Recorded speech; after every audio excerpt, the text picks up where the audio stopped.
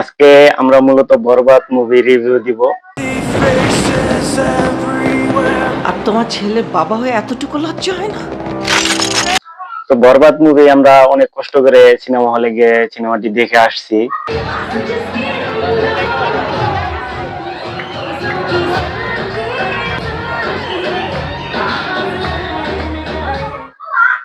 এক কথা বলতে গেলে এটা ইন্ডাস্ট্রি হিট একটা মুভি হতে চলেছে।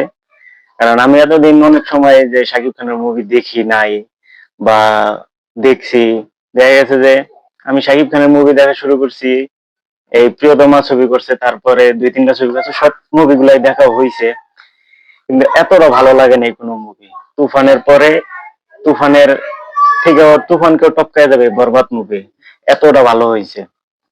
আর এটার যে অ্যাকশন দৃশ্যগুলা নেওয়া হয়েছে অসাধারণ অসাধারণ। অ্যাকশন গুলা পুরা তামিল স্টাইলের অ্যাকশন হয়েছে। আর যে ডিজাইন গুলা করা হয়েছে বা যে ব্যাকগ্রাউন্ড গুলা নেওয়া হয়েছে অসাম। পরিচালকের এখানে পরিচালককে ধন্যবাদ দিতেই হবে।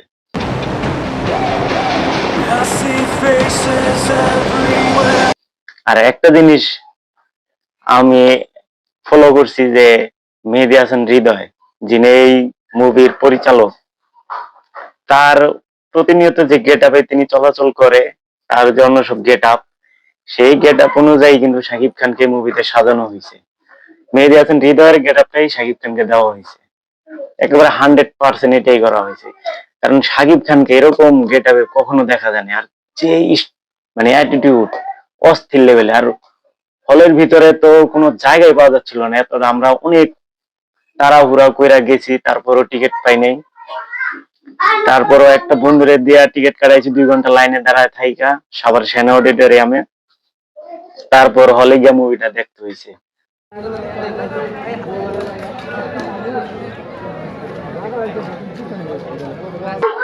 আর একেবারে সামনে বসে মুভি দেখছে অনেক লোক, একেবারে এইভাবে তাকায় মুভি দেখা লাগছে অনেক লোকের।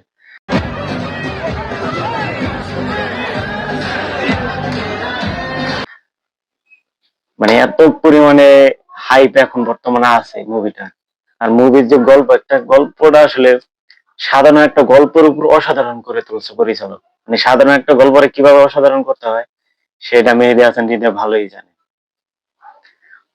আর যে গানগুলোর কথা বলা যাক বরবাদ মুভির,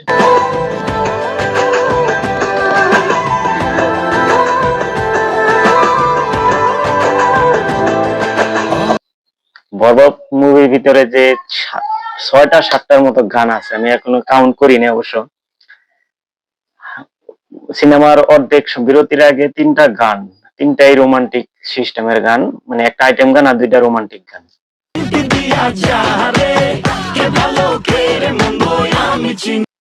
আর একটা হচ্ছে, আর একটা দুইটা, 2টা 3টার মতো হাফ বিরতির পরে আর কি। প্রত্যেকটা গান অনেক সুন্দর ছিল।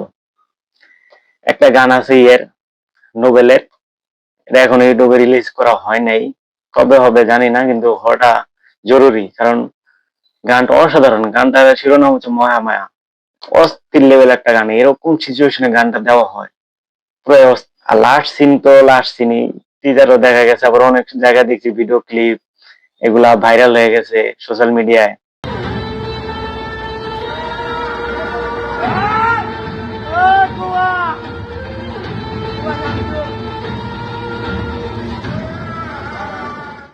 দেখে বুঝে শাকিব খান অস্থির, মানে ওরে এরকম ভাবে সাজাইছে। এতদিন আসলে শাকিব খানকে কেউ ইউজ করতে পারেনি। আসলে বাজেটেই কথা বলে, টাকাই সব কথা বলে।